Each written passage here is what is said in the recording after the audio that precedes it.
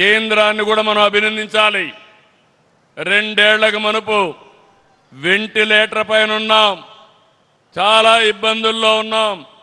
నేను, పవన్ కళ్యాణ్ గారు, నరేంద్ర మోడీ గారి యొక్క నాయకత్వంలో రోజు చెప్పాం, రాష్ట్ర పునర్నిర్మాణం చేస్తామన్నాం, పూర్వ వైభవం తెస్తామన్నాం, మీకు మెరుగైన అభివృద్ధి చేసి చూపిస్తామని 2 ఏళ్లలో మాట నిలబెట్టుకున్న ప్రభుత్వం ఎన్డీఏ ప్రభుత్వం. అవునా కాదని ఒకసారి ఆలోచించుకోవాలి.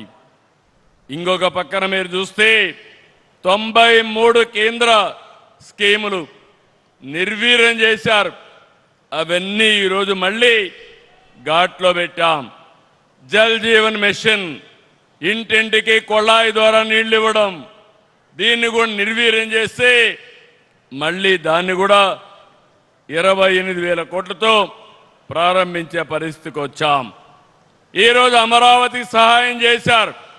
మీరు చూస్తున్నారు, మన రాష్ట్రంలో ఒక గొడ్డలి పార్టీ ఉంది, రోజుకొక మాట మాట్లాడుతున్నారు.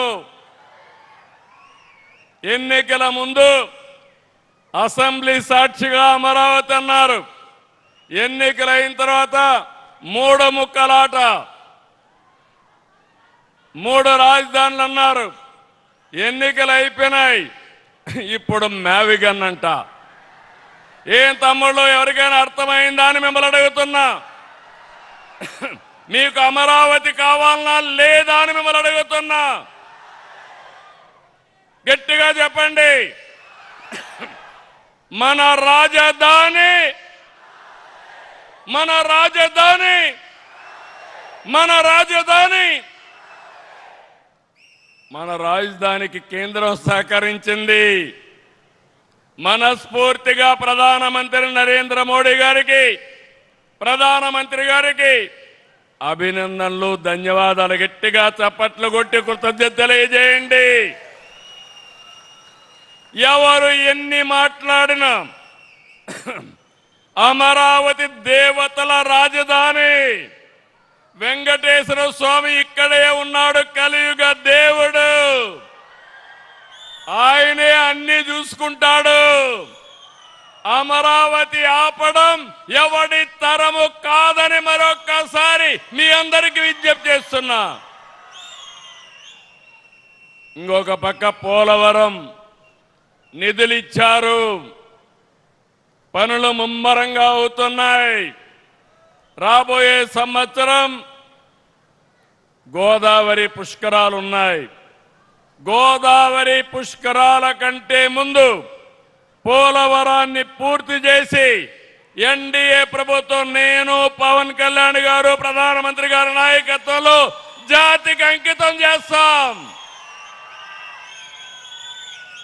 ఇంకొక పక్క విశాఖపట్నం స్టీల్ ప్లాంట్ ని సైతం కేంద్ర సహాయంతో నిలబెట్టాం. విశాఖ ఒక రైల్వే జోన్ సాధించాం. ఉత్తరాంధ్రలో గూగుల్ డేటా సెంటర్ వస్తా ఉంది.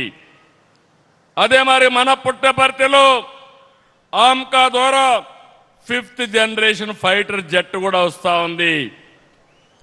ఇంకో పక్క మీరు చూస్తే రాయలసీమ ఒకప్పుడు రాళ్ల సీమ కాదు, నేను పవన్ కళ్యాణ్ గారు చెప్పాం, రతనాల సీమ చేస్తామని. ఆ దిశగా ముందుకు పోతున్నాం. పరిశ్రమలు, irrigation, logistics, green energy, electronic రంగాల్లో నా రాయలసీమ యువతగా విజ్ఞప్తి చేస్తున్నా, అన్ని రంగాలలో మిమ్మల్ని అగ్రస్థానంలో పెట్టే బాధ్యత మేము తీసుకుంటామని చెప్పి కూడా నేను మీకు తెలియజేస్తున్నా.